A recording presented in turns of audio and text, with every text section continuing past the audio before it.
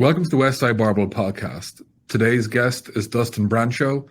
Dustin is the Director of Strength and Conditioning at Advantedge Sports. Dustin, thank you for being on. Thank you for putting through with all this technical difficulties to get this podcast up and going. We're talking to you in one of the most busiest parts of your season. Can you give us an update on what you're up to? Yeah, no, first of all, thanks for having me. Obviously been, Westside since I got this thing rolling. So, right now we're in the thick of it. We got Mikaela Mayer. She's up here right now. She's training for her next fight. Fight details should be announced pretty soon, but it's looking like it's going to be in April. So we got a good 6 weeks more of her strength work before she heads back to Colorado for some of her, conditioning and altitude work. So, really excited about that. And then on top of that, we still got, about 9 more weeks for our NFL Pro Day guys. They're getting ready for the biggest job interviews of their lives coming up here in March. It looks like we're probably going to get 3 of them over at Central Michigan University, in the middle of March. So, on top of that, we're about ready to move into another facility. We just purchased a new property with about 5,000 more square feet. So a lot more room to get things rolling, and all of our high school and college athletes too. So I'm pretty excited about where we're at right now and the direction of the gym. Well, to say you're not a busy man would be a lie. Before we get into where you started and then how you got into strength and conditioning, how are you finding what's it like to transition from training pro athletes in football to boxing? Yeah, it's pretty funny. Me and Mikaela are actually talking about this morning. So she's not like your prototypical, boxer or fighter, right? If you take a look around at some of the stuff that you see on Instagram, right, and you see a lot of the fighters, and all they're doing is basically strength endurance. All they're doing is just doing a ton of reps, very minimal rest, not really focusing on absolute strength gains. That's one of the things that I really was excited about with Mikaela from the jump, is that she's never been afraid to put a barbell on her back. She's never been afraid to max out. That's some of the things that, I really I love about her training. So to say that football and boxing is so much different, yeah, they are. They have completely different energy systems. But in the weight room, everything's so general that as long as we're fine-tuning their absolute strength, if we're fine-tuning their explosive power, there's a lot of similarities that people don't really realize. And then from there, their skill coaches kind of take it from there. So her skill coach, Coach Al, he's in charge of her conditioning. He's in charge of her sparring, her running, that type of thing. I'm just kind of in charge of making her, a stronger, more explosive athlete, just like I do with our football guys. I mean, it's a dream gig for a strength coach to actually, your only job is to get her strong. Yeah, it's actually a lot of fun because that's probably one of the areas that she needs the most work on. So she recognizes that. So if we can get her a little bit stronger, 1%, 2%, she's going to get in the ring and she's going to feel that more power. How did that come about? How did you guys meet up? So Northern Michigan University was home to the USOAC Olympic Training Center for boxing. It no longer is, but Coach Al Mitchell, he's the guru. He's basically the guy with boxing. You know what I mean? So Mikaela's been with him, I think, since she was 18 years old. And, now she's, been, I think, 12, 13 years with him. So, she's getting to the point where she's coming up to Marquette for Coach Al, and she needed a strength conditioning coach. So a strength coach. So she ended up coming down to Advantedge, and she tried to work out with me. Long story short, she's been with me ever since. That was about 5 years ago. Wow. That's quite a journey she's had and having huge success in her career, and it's only great to see. And it's great to know when you know someone in the back end of a fighter, because a fighter has a fight team, and when you get to know the back end of stuff, it's really good to see. For sure. What are some of the unforeseen things that you experienced with training a fighter?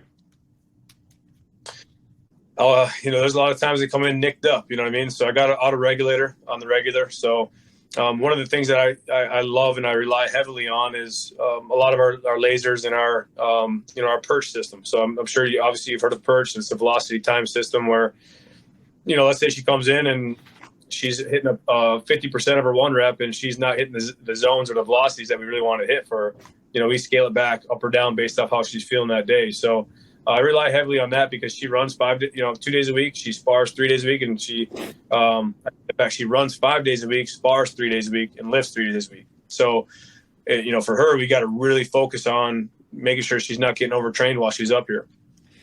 Do you find yourself having to explain to the athlete to take their foot off the gas because fighters just want to go, go, go, go, go? All the time. I think there's especially when she gets her film, like her camera crew in there, she wants to just go limited rest. If we're doing dynamic day, great. I don't care. We got something on Friday where I try to kill her. Like we got 9 rounds, 10 rounds is what we call it. She's doing some type of, dynamic squat. She's doing a dynamic bench. She's doing some type of, jump, try to sprint variation. And then, we tie in a lot of her special exercises in there too, but it's very limited rest. And she only gets 30 seconds basically between each round, and she's just going for 10 of them. So it's a high tempo day. But on the max effort days, she wants to just get after it and get out of there. You know what I mean? I'm like, Mikaela, we got to slow it down. We got to really focus on getting this absolute strength built up, and we're not going to be able to do that if you only have 20, 30 seconds between each set. It's just not going to happen. So then she comes back and she's like, okay, and it's just she's a fighter, like you said. They want no rest. How do you approach fight camp compared to out of fight camp? So basically, she comes up strictly for her fight camp. So I only get hands-on when she's in fight camp. When she's out of fight camp, I give her a workout and she kind of does it on her own. But like I said, when she's kind of like in her off season, like she hasn't fought this is going on. Let's see here. It'll be about 6 months since her last fight. You know what I mean? So she takes some time off in between that, where she just kind of, does her own thing. But once she's dialed into camp week, fight camp, then that's when we're really focused on getting her stronger. But, like you said, it's kind of like our in-season versus our off-season model, right? For our football guys, in-season, right, we scale back to training a little bit, and we just kind of focus on, picking our spots, trying to make sure we give a little bit of dose here, a little bit of dose there. Off-season, it's full go, right? But when she's in here in fight camp, it's kind of the opposite, where it's full go during fight camp. And then when she's out of here, it's when she kind of picks her spots, and we just try to give her microdoses here and there, because fight camp's, it's hell for her. I mean, like I said, she's going nonstop all day.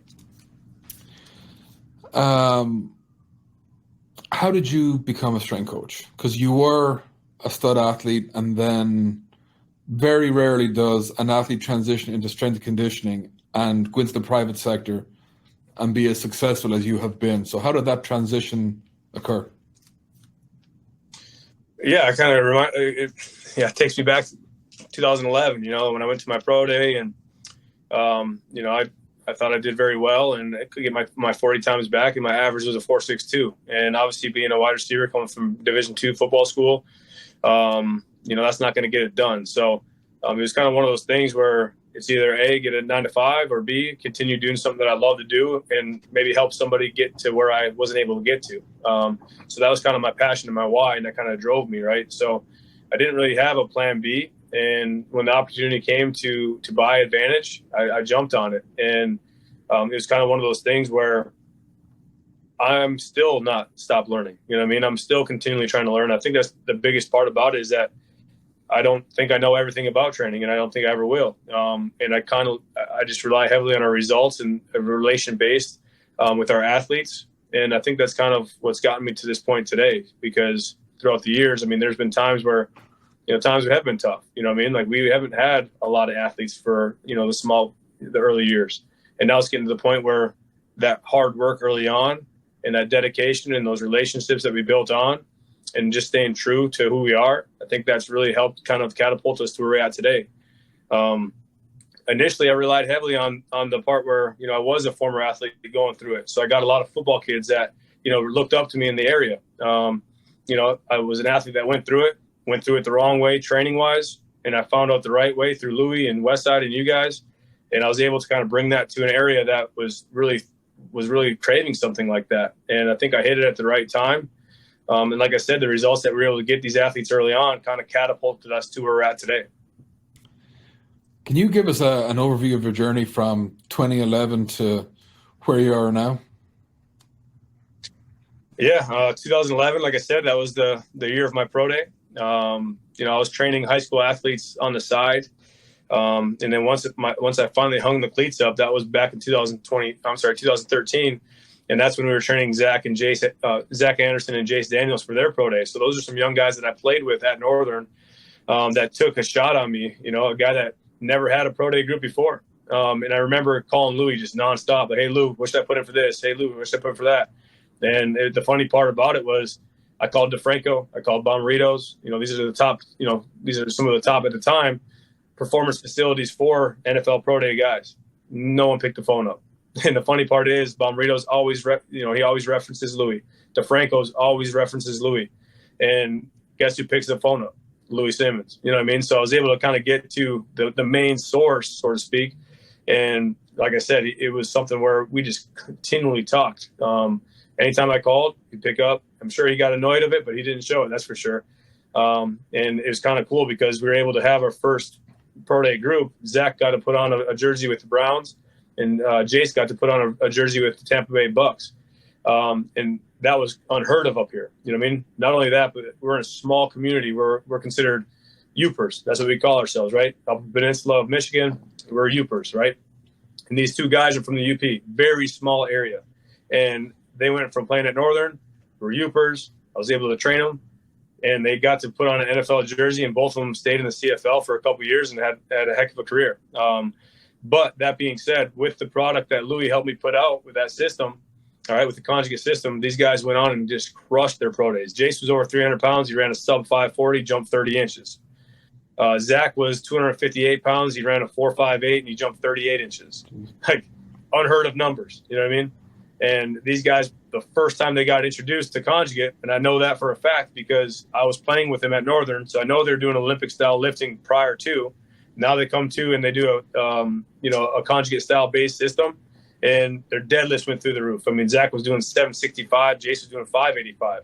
Their squats went through the roof. Zach was doing like 700 plus. Jace was doing, 550 plus. And obviously their bench reps, and I think Zach ended up hitting like 35 reps, and Jace, coming off a pec strain, was able to still hit 18. So, the strength numbers went through the roof. Their jumps went through the roof. And at that time I knew, I'm like, we're onto something, because these people are really bought into the competition that comes from conjugate, where every week we're trying to set a new PR, whether it's squat, bench, dead, or a variation of it, or a jump, or a sprint variation. At the early time, like I told you, we used to run these guys 40-yard dash right away. And that's something I've gotten completely away from, because I don't want to hurt these kids coming off a season where they haven't ran a 40 and their body's not ready for it. So we've gotten a lot smarter with the way that we've used conjugate from day one till now. So that's something I'm really proud of.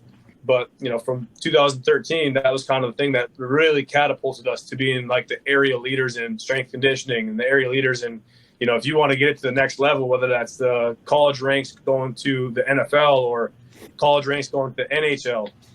I had two NHL guys at the same time. So it was kind of like really big, like this area had seen something like that before. You know what I mean? Everybody had their why, right? They wanted to go from middle school to high school, varsity, whatever it was. And that was something that we kind of hung our hat on, is trying to get that athlete to the next level. So 2013 catapulted that. It was every year after that, literally every year up until now. We've had one athlete minimum get into an NFL camp, whether it's the rookie mini camp or actual training camp. And then in the same process, we were able to get Mikaela Mayer up here, obviously a world champion boxer. Nick Baumgartner, Olympic gold medalist snowboarder. We got a couple more pro boxers in that time period as well. Obviously high school state champions, a couple guys that are coming back for in between their NFL seasons, seasoned vets. It's kind of been crazy. You end up getting agents, ended up, they're paying for these athletes to train with us. So it's come a long way to where it's at, all at the same time of, building an adult group as well, who are blue collar adults. They like to get after it and lift heavy as well. And everything is conjugate based, you know what I mean? Even with our adults. How do you find the time to handle all this?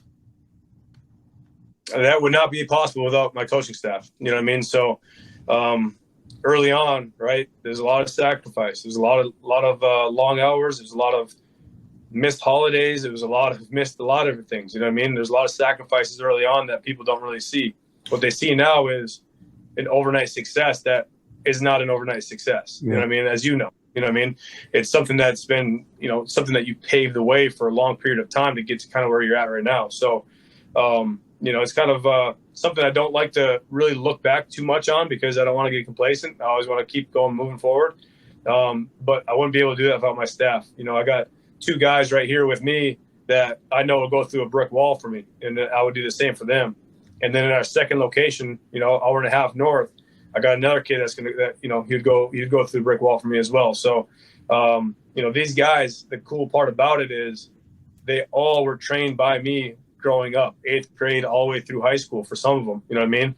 So they understand that all they've ever known is conjugate, you know what I mean? So I didn't have to go through it and be like, hey guys, like this Olympic style or, the block periodization, like we got to stay away from that. Like they just knew, you know what I mean? Like they know like this is the right way to train and they had 0 bad habits, you know what I mean? So it's kind of cool to do that. I wouldn't be able to do what I'm doing right now if I didn't have coaching staff.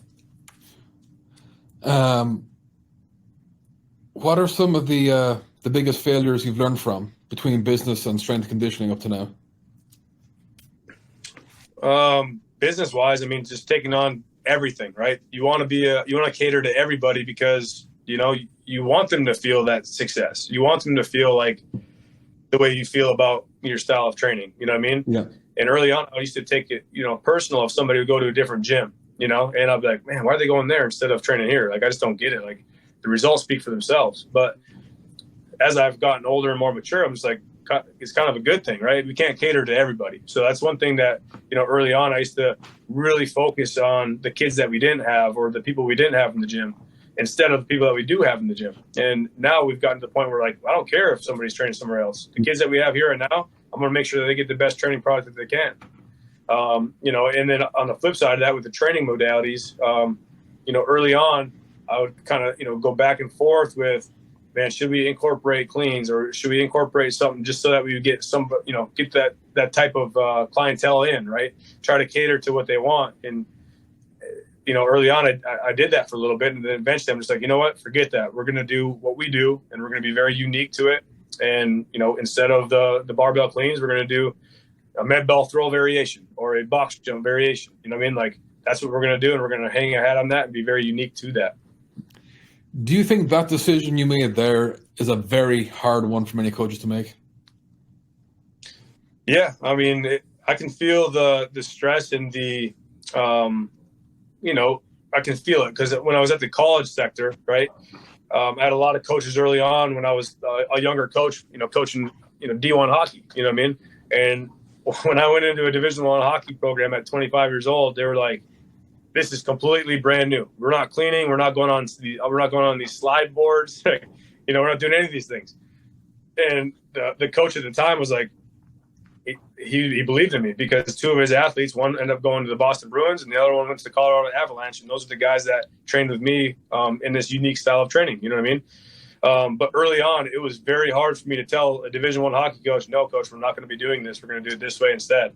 So I felt that. So as a young coach out there, stick to what you do, be very confident in what you do, and kind of stick to your guns, so to speak. I mean, don't be so naive to the fact that you can't implement something here and there to kind of keep somebody else happy, but just make sure it falls in suit with what you do. What's your take on the importance of cleans, especially in older systems of training? Because there still seems to be a death grip like on we still must do cleans, we still must do snatches. For someone who's come through it as an athlete and in it as a coach, why is that still there, do you think?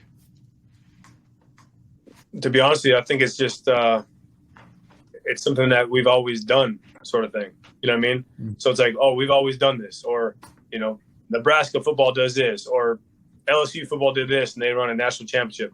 Well, no, they won a national championship because their athletes are unbelievable. Like, they can do CrossFit and they can still win a national championship. You know what I mean? Yeah.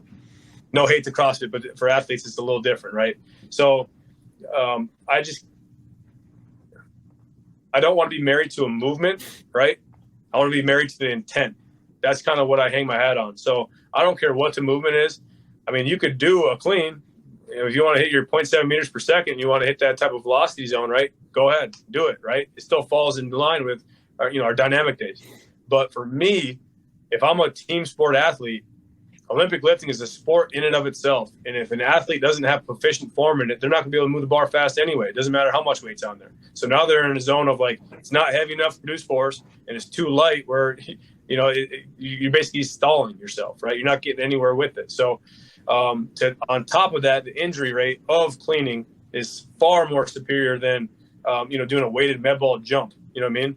Our athletes know how to jump. That's what they know how to do. They don't know how to clean. So if your rhyme and reason is triple extension, well, we can get triple extension in a different way. You know what I mean? So, the wrists, the elbows, the knees, I mean, those things are just, it doesn't make sense to me, to be honest with you, because it's just, they're going through doing a movement because that's what they think the only way to create triple extension is. You kind of touched on it a little bit, but how has the industry changed, evolved, maybe in some instances went backwards over the last, we'll just say 8 to 10 years? To be honest with you, I think one thing that has really stuck with me is Louis always said, strength is measured in speeds. And something about that resonated with me when I started to see all these velocity-based training modalities coming through. Before, it was so hard because they're so expensive, right?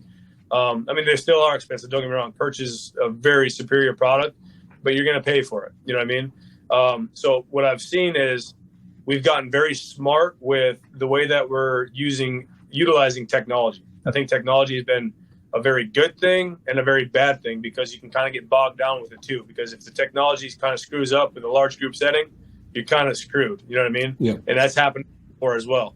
But if you can kind of hit it right and just kind of focus on a couple of things, the technology has been very superior in the last 8 to 10 years, I think. I think in this industry, you're going to see a lot of fitness-based athletes that, post something on Instagram that looks really cool. And these younger kids will see it and they think that they got to look or do something that they're doing in order for them to be successful at their sport or their lifting career. So I think that social media has also done something where it's been a disservice as well in the last 8 to 10 years. So, I think a couple things, technology has been great and it can be bad, and social media as well. Do you use technology as a guide, a reference point, or does it actually dictate how you train? With some of our more elite athletes, it dictates the way I train. With Mikaela, like I said, if she comes in and I see that she's kind of bogged down a little bit and her speed of the barbell movement isn't where it needs to be, I auto-regulate that and I shut her down. You know what I mean? Just because I want to make sure she's an undertrained athlete is going to be more explosive than an overtrained athlete. So, especially during fight camp, I want to make sure that she's feeling good going into sparring and everything like that. So, I use the technology to kind of, guide me with her. Some of our advanced college kids as well. But from our younger kids, some of them can kind of pick up on that. And I'm not saying that they cut themselves short, but let's say the goal is to hit 0.7 and they're tired. They might not give their best effort because they know if they don't hit it, I'm going to drop the weight for them. You know what I mean? Yeah. So I got to be a coach in that situation and kind of know each athlete. So each circumstance is going to be a little bit different, but for the most part, I'm going to let it guide most of our higher echelon athletes, and I'm going to be the coach for the younger ones and make sure I can kind of get a workout done with them no matter what. Are you an early adopter of technology, or were you cautious about it at the start?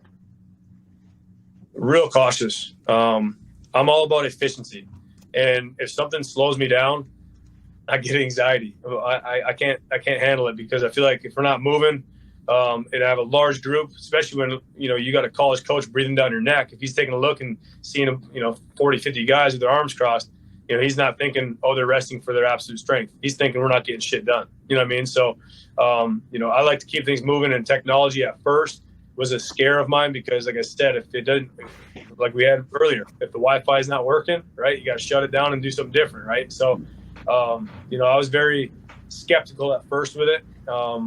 Even with our laser systems, I ended up having to get the Zybeck laser system that the NFL has, just because that's what they use. And there's certain things you can't do with it that bog you down with larger group settings, but it's kind of a necessary evil. I got to have it too. To kind of go down a tangent on the larger settings. You're still working in the collegiate sector too, right? With universities? Yeah, we're still the head strength coach for Finlandia University, so I have 11 sports there. So how do you balance that? Not in terms of the relationship of everything you got going on, which is crazy, but for instance, when you're in the private sector, you're so used to dealing with individuals or small groups that you forget what a pleasure it is and how easy it is to program for smaller amounts of athletes. Then you go to the collegiate sector.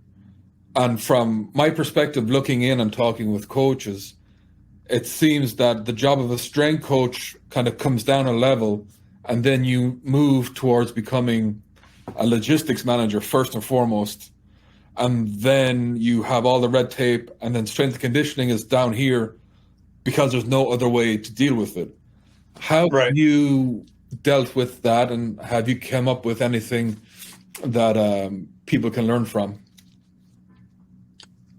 Yeah, so I mean, basically, I've dealt with that quite a bit at this last university. And it got to the point where it was just much easier to train those athletes at my facility because, like I said, we had the technology, we had the specialty bars, we had the chains, we had the bands, right? So logistically, I knew we could get stuff done the way we needed to because, number two, we also had the staff for it as well. I wasn't able to bring my staff over there because of the time purposes and everything like that. They couldn't be away from the gym. But once I got them here, logistically, it worked out so much better because I could have half the group on an upper body, lower body wave, the other group on a lower body, upper body wave. So I was able to kind of do an unconventional model with that. But what it was allowing me to do was train more athletes at once while utilizing, the 4 bench racks that we had and the 4 squat racks that we had. So you had to get very creative. And that's the coolest part about conjugate is that it's not cookie cutter. You can kind of create it the way, however you want it to, you know what I mean? So I got away from the administration. I got away from, the stuff that was kind of slowing me down at the university. And I was able to kind of get it back to basically bring a collegiate sector to the private sector. I got to bring them to my home base.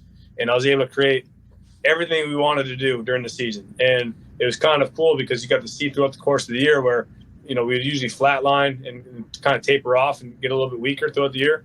This year we didn't get any weaker, not an ounce weaker. We actually ended up getting stronger across the board. And I think a large portion of that was we trained really hard actually in season this year with this football team. So logistically, it worked out a lot better. And we were able to get away from all that administration. We were able to get away from all those loopholes, and we were able to get them at my home turf. And we were able to kind of get the job done we wanted to. Do you potentially think, because the conjugate method is non-cookie cutter-esque, that allows you to pull from so many systems, that in itself can paralyze some coaches because you have too much choice, and that reverting back to linear is such an easy option because it's what you know? And I think as people in general, like linear is so much easier to digest mentally. It's less chaotic. It reduces anxiety, but the results just don't seem to be there. Yeah, 100%. I mean, I think yes and no to that. I think yes, just because if they were to do it, they just don't know the system well enough to, come up with a workout. There's going to be times where you have young coaches out there. I'm telling you right now, when you're in the collegiate sector, nothing is going to go. I mean, collegiate or private, nothing is going to go according to what you want done unless you're training one-on-one. I'm telling you that right now. So you better be able to adapt on the fly. There was times where I got to the weight room and the coach was saying, we don't have this available today. Come up with a program. If you can't do that, like if you're doing a linear periodization model, you're screwed. You know what I mean? Now when you have conjugate, there's a million different things that you can do. Whether it's, a heavy sled drag variation, whether that's, instead of your squatting, if the weight room, for us, the weight room sometimes wasn't available. So that's another reason why we had to bring it to my home turf. But, the conjugate style, yes, can be very paralyzing for coaches that don't understand it. And they, like you said, they can do box squat, they can do free squat, they can do chains, bands, they can, a million different variations, right? Just early on, I think that the biggest advice I could give somebody is stick to something that is very simple. Like I said before, we didn't have bands and chains early on. We didn't have the camber bar. We didn't have the bow bar. We didn't have the yoke bars. We didn't have any of those things early on. And we were still able to create a new stimulus each week if we wanted to, based off of what we had available. So stick to the conjugate system and just really focus on something small, incremental jumps. You know what I mean? Yeah. What's the most amount of athletes you've trained at one time in one session? I mean, probably 55 plus, 55. How many coaches would you have with you doing that? Just me and another coach. How did you deal with that logistically? So logistically, I had them on my tempo. So everything was on me. So I'll say, ready, set, I say down, and then they go down, come back up, they rack the weights. You know what I mean? So I'm watching as they go. So whether it's squatting, I had them all having side spots, back spots, making sure that everything, like I said, was in that 15-minute time frame because I cap it for them. But by having them all go at the same time, just with the cadence, it was a lot easier for them. If we're doing some type of sprint variation with load velocity profiling, I had them waterfall it. So a waterfall is typically just, one athlete going. Once their sled gets past the foot of the other athlete, they go. So that way I can watch the start of every one of the athletes, 5, 6 of them at a time. And if they're false stepping or if they're not, dorsiflexing or if they're not driving out with their hips, I'm able to see that right away. If we're doing special exercises, same thing. If it's a cadence, I'll have an athlete be a team captain. And what they'll end up doing is saying, all right, ready, on me, down, 1, 2, 3, up, 1. And then everybody's counting, right? So it creates a cool environment where everybody's doing it together. And it's creating a cool environment where, nobody's kind of getting left behind, So that's kind of the cool thing that I think the coaches loved about it is that it was structured, but then it was, an organized chaos type of thing. You know what I mean? It wasn't like very militant, like, you're typical seeing in the collegiate sector, like very militant. There's a free flow to it, but there's also organization. Did it help create a stronger culture with everybody? Yeah, I think the buy-in was there for sure, without a doubt. Especially, I remember doing this during COVID. We had to have 6 different groups of 15, and it was just like, man, it was terrible. It was absolutely terrible. Like going through the same workout with each one of the groups, because it wasn't like we could switch up and do skills at this time, hybrids at this time, bigs at this time. It went off class schedules, and that's how they got assigned. So yeah, like we like to do special exercises with our athletes and switch them up a little bit based off their needs and their weak points. But I guess the cool part about it was that most of the guys had the same weak points, so to speak. You know what I mean? Like you don't got to get too creative with that. In a large team sport athlete, we focused a ton on the posterior chain because a lot of the kids that I was getting before were all Olympic-based athletes to start, So their post chain was very weak. So I was able to kind of get that hammered out all at the same time. But, the buy-in during COVID is very hard because it was very monotonous. But once you got 2 groups going together, man, I'm telling you right now, that was an electric atmosphere. When you're dealing with such large numbers, are you as a strength coach thinking about maximum return for the greater good of the group compared to working with an athlete and you're getting into the minutia of what needs to be done? Or are you still trying to do that with a group? I try to do that with the group. I try to. Obviously there's things that come into play, time, basically resources, those sorts of things were kind of bottlenecking me when I was at the university. But once you got here, I was able to switch it up where, okay, quarterbacks, you're going to grab the football bar today or the bamboo bar today, and you're going to bench with that. When you're squatting, you're going to grab the yoke bar, or you're going to grab the camber bar, or you're going to grab, something that you're getting out of the external rotation. Bigs, we're going to get you guys, your knees are bugging you. We're going to get you on the belt squat machine. We're going to get you on the inverse curl machines, right? So like I was able to kind of create it got to the point where we could specialize very, very easily with them because we had the resources available for them. With athletes, when you go to the university, the one that we have, we don't have a belt squat machine. We don't have reverse hypers. We don't have bamboo bars. We don't have camber bars, right? So it was hard for me to specialize. Not saying you need everything like that to specialize, but have you ever seen a 300-pound offensive lineman be able to do a glute ham raise without their body weight? It doesn't happen very often. So the inverse curl machine is going to be something that you need, you know what I mean, in order for them to get what you're trying to achieve done. Did you group people by strength levels, by positions, by friendships? How did you put people in groups? Early on, it was based off of like they kind of knew who they should be in the groups with. And then sometimes you get a kid that just was in there with their buddies and they're slowing the group down. You say, get your ass down to rack 3. You're not strong enough for rack 1. You know what I mean? And that got to the point where everybody wanted to get into rack 1, and it created that competition. So I'm saying, hey, you got to bring it today. If you don't bring it today, you're out of rack 1. You're getting bumped down a rack. And that brought competition to the weight room environment. Do you have a demographic that you like to work with now that you never thought you would? Female athletes.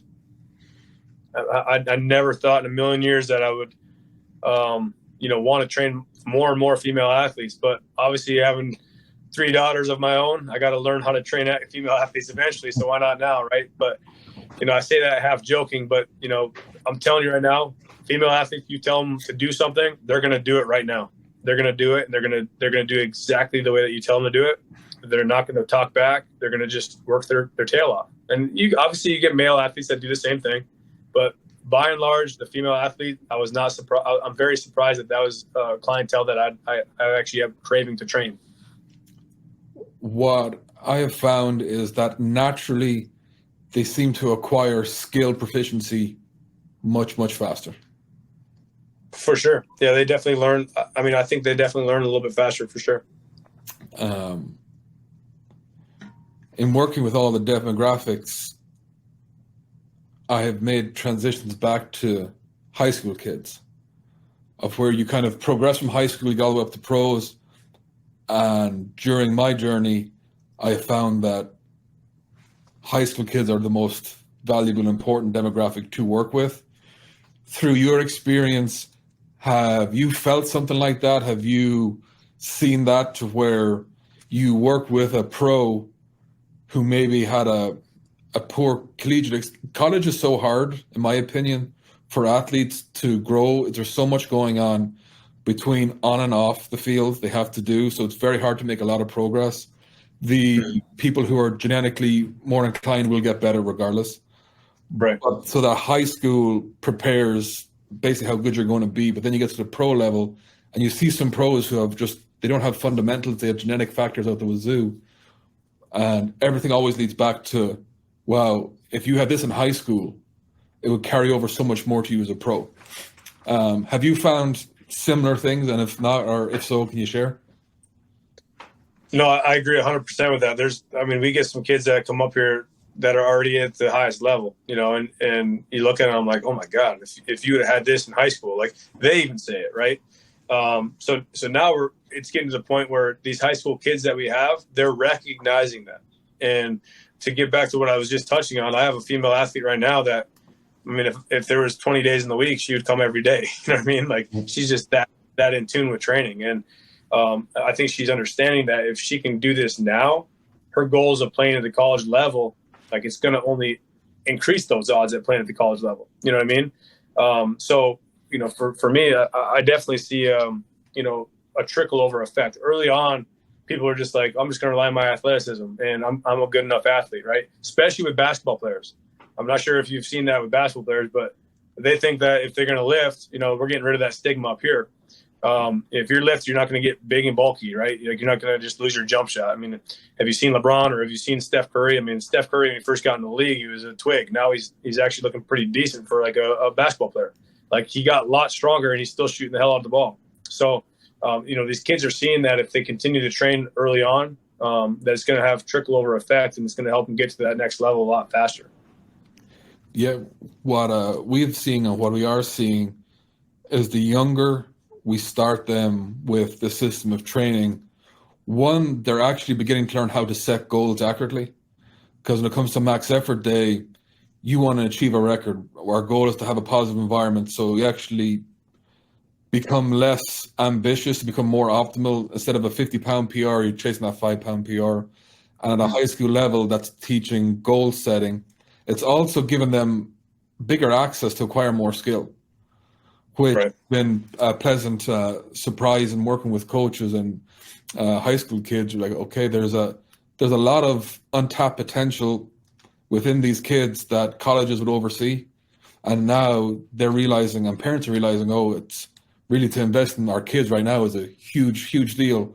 And even if they don't make it as collegiate athletes, they still have so much Life skills. life skills, exactly, and they add so much to the weight room. So like everyone has a purpose. So if you're a starter, non-starter, everyone has a purpose, just like you had your racks, right? I'd imagine someone who came all the way from your last rack to your first rack, that would get people chirping pretty good. No, absolutely. And to kind of touch on your point too, is some of these younger athletes, I mean, showing them those successes is huge, but honestly, showing them failures too in a safe environment, honestly, I think might speak a little bit more volumes for them as well, because, let's say they didn't hit their max, it teaches them, you can do one of two things. You can quit, or you can just try to break through it and try to, shatter that by 20 pounds next time. It's one or two things. And, a lot of the kids, like, they show a lot of resolve, and they're going to come through the next time and they're going to blast it. And what that shows them is that you don't give up. Like, there's going to be times in your life where you're going to get beat down. And that's the cool part about the weight room. 45 pounds is always going to be 45 pounds. You know what I mean? For sure. Get in there and lift it. How do you approach problems, especially with pro athletes? And I don't mean personal problems, I mean athletic problems. Do you have a particular process when you talk with an athlete trying to break down the information to understand what you're going to do next? Do you kind of mean like in a physical setting, like physical problems? Yep.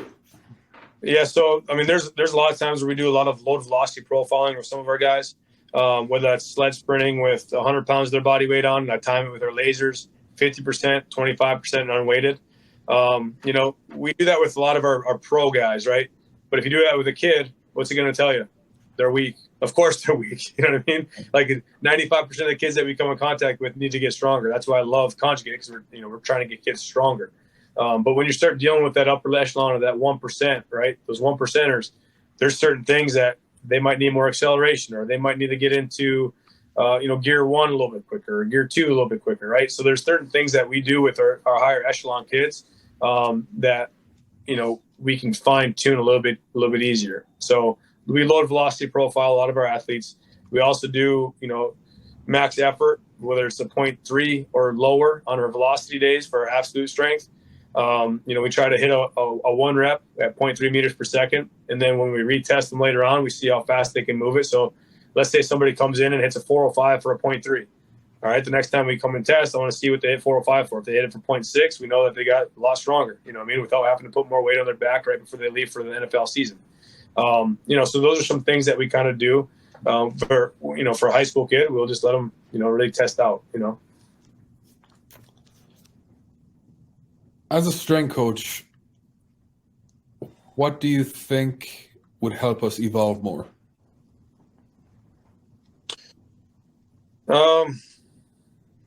I think there's got to be a better communication channel between the strength coach, the athletic trainers, the sport coach, the physical therapists, and then the athletes.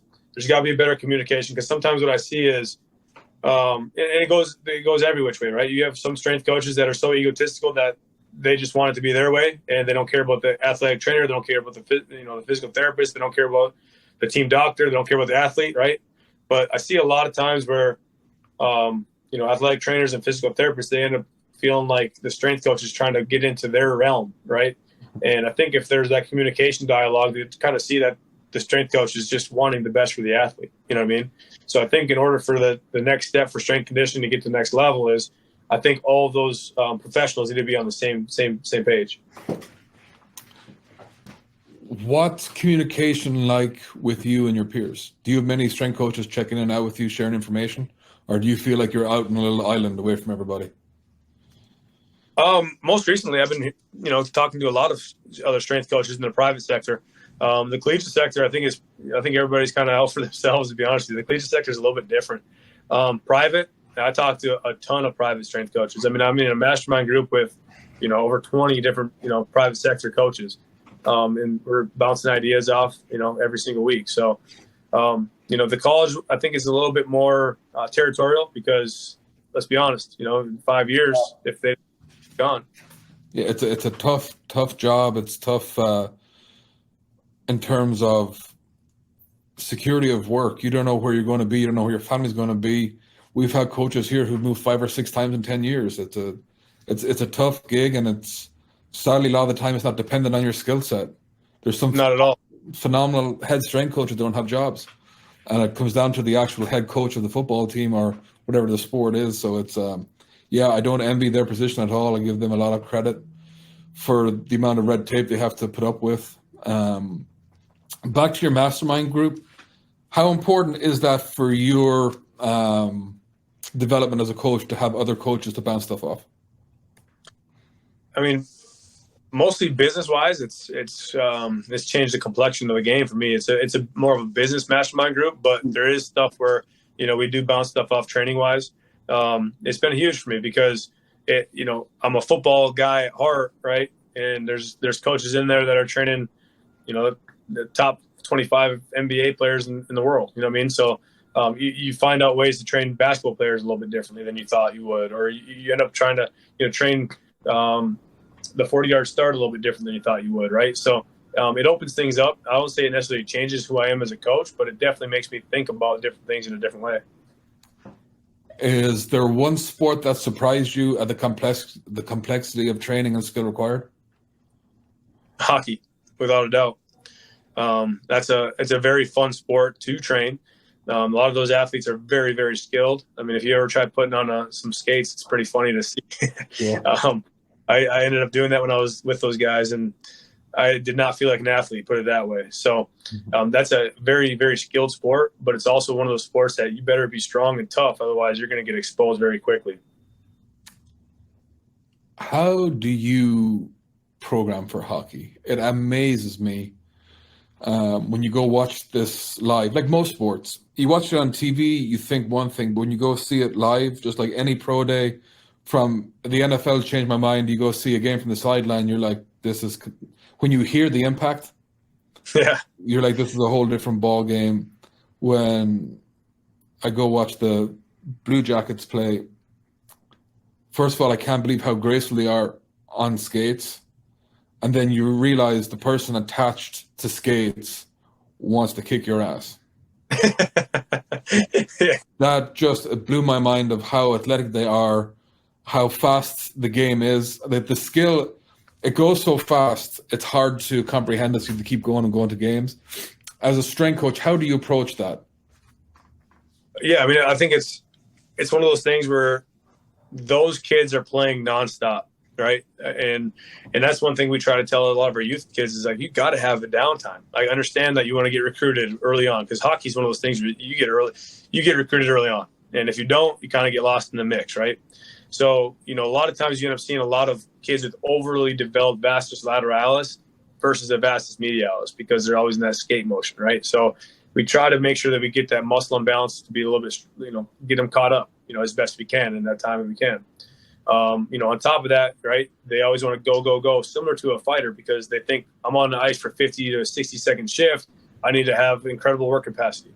Okay, well, cool, but we still got to increase our strength. So, we try to, we don't try to do their sport in the weight room. We try to just be very general with all of our athletes. And when we get to conditioning of them, that's when we make it very specific. Is that the trick, to keep the weight room as general as possible and avoid sport-specific movements? I mean, I don't know if that's the trick, but that's something that we've been following, and it's been working out pretty well for us. You know what I mean? So, you see a lot of hockey coaches put their kids on Bozu balls and have them do their slide boards. And like I said, they're just basically doing the same movement they're doing on the ice. You know what I mean? So they're working on their strong points. When do they ever have a chance to work on their weak points? That's the biggest thing. I don't care if you're playing basketball or badminton, right? Yeah. If you're not working on your weak point, you're going to just eventually get to a point where you're going to plateau. Yeah, that's you said it at the start, is when you approach exercise selection as an tool or for the intent of what to achieve, I think it opens up a lot more for you in the weight room. When you get locked into, this is your exercises and that is it, I can understand why you would want to do it, because it becomes very efficient in terms of just running people through. You set up your weight room based on your exercises. You start here, finish there, and you're done. Mm-hmm. But if you eliminate exercises as being the be all and end all and just the intent of the muscle group you're trying to focus on. I think keeping things general is the way to go. And Dan DePasqua always said it's groove training. You try to avoid the groove, and by doing that, you're going to make a way better athlete regardless of what you do. Right. Do you keep up on your credentials? Yeah. Being in the collegiate sector, you have to I had to jump through that CSCS hoop a long time ago, and I've been able to maintain that throughout. I also have, taken Les Bellman. He's basically a combine guru for speed training. Mm-hmm. I'm diving in right now to Brian Mann. He's got his velocity-based training. Mm-hmm. I got to get that certification. I just got to take it. Obviously, with you guys, I have the special strengths, and then performance enhancement specialist. I have about 8 or 9. Joel Jameson's conditioning. I have a ton of different ones. It's just, I don't really like to. I'm not a credential guy. I'm more of a learn under the bar kind of guy, mm-hmm. and that's kind of what's guided me throughout my years as a strength coach. I do think that you still have to have. Obviously, you still got to be in the books, right? That's one thing Louis always talked about is if you're not reading something, you're not learning. You know what I mean? So you got to get in there and you got to read.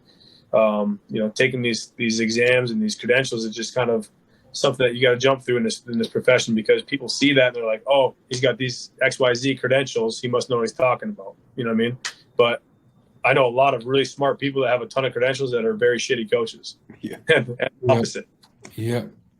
And correct me if I'm wrong with the way I think on this, is that we've always said the conjugate method is our way. It's not the way. I don't think there is any the way of training, but it gives you an adaptable system to learn everything else with.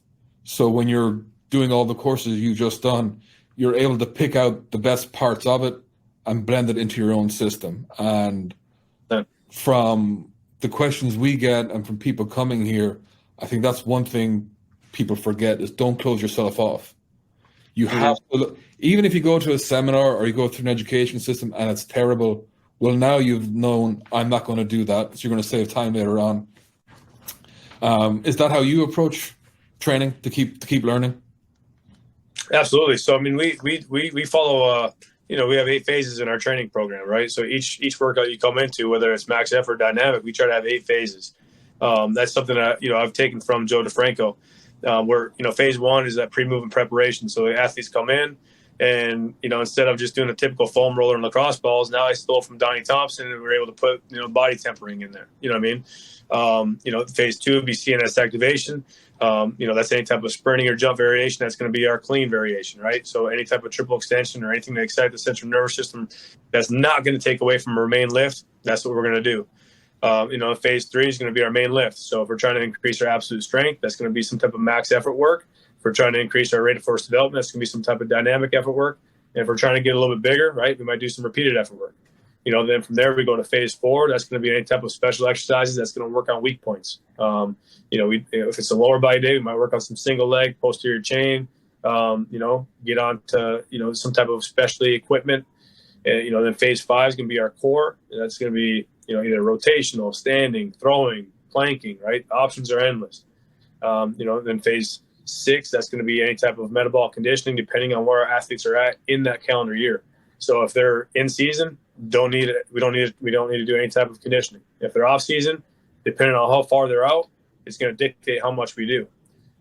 Phase 7, that's going to be any type of box breathing, right? Cardinal breathing. We take that from Buddy Morris. He does a lot of that. Cardinal breathing is what he calls it. So it's basically getting those athletes back down to parasympathetic dominance, getting them ready to recover as fast as they can as soon as they leave the weight room. And then obviously phase 8 is homework. So our athletes leave the weight room. Let's say some kid isn't doing their box squat, correctly. Maybe they weren't hinging properly. We'll talk to them about how they got to hinge, and say while you're watching the Super Bowl tonight, do about 100 box squats to your couch. You know what I mean? Something like that. So, like I said, I've taken from a ton of different people, but it all comes back to the conjugate style, right? This is why I love conversations like this, is that we have core foundational similarities. We're based in the same system, but our executions in terms of our terminology and selection or sequence is different, but it always ends the same. right? Right. We have achieved success with our athletes, and our injury rate is low. Yep. It's like we all have the core outcome. It just still baffles me of why strength coaches want to argue over methods. Like, we've got more common ground than we do been enemies, I guess. It's just a baffling thing because we want athletes to get better and we want to reduce injury rates. And if you have a better system than I do, I want to know about it, because that's how we keep our success rates up. But even been like based on our ecosystem, I haven't talked to a coach yet who replicates anything one for one. And it's just, I think the more we get that out there to show people's interpretation of the same foundational system, just goes to show, like, oh, I'm going to steal that. Like the way when you took stuff, Joe DeFranco, and then you're like, well, I can use Donnie Thompson stuff here. That's huge, because you're pulling from all, I mean, I won't say the founders, but the guys who are pillars or and peers in our profession. Right. This is the way it should be, rather than I'm going to go read this book, and this book is fucking it. Something else. Like, how many people have gone and read Super Training and go, you're all a bunch of morons. That's it, right? It's like, Louis make you go read 3 books, and then you can go talk about the first one. Dustin, it's been a blast talking to you. Time's running out on my side here. What's one question you wish I'd have asked you? I mean, honestly, I think we covered quite a bit of it. You know what I mean? I think we had a pretty damn good conversation, and, you know, I'm just more excited about getting down there and doing one in-house. What are exciting things coming up? Well, you've got enough things going on, but what's the most exciting things you're looking for in 2023? Yeah, like I said, we just purchased a new facility. This facility is going to be something that I've been dreaming of. You know what I mean? We're going to have everything in this thing, man. I'm going to have everything. Chiropractic, PRT. We're going to have actual kitchen in there. We're going to have our performance meals. That's awesome. We're going to have a basketball court. We're going to have batting cages. Like, we're going to have everything for the skills and everything, right? But on top of it, we're going to have everything that you see in our gym right now is just going to be duplicated in a bigger facility. So we're going to be able to have more touch points and more athletes throughout the day. We'll have cold tubs, hot tubs, that type of thing as well.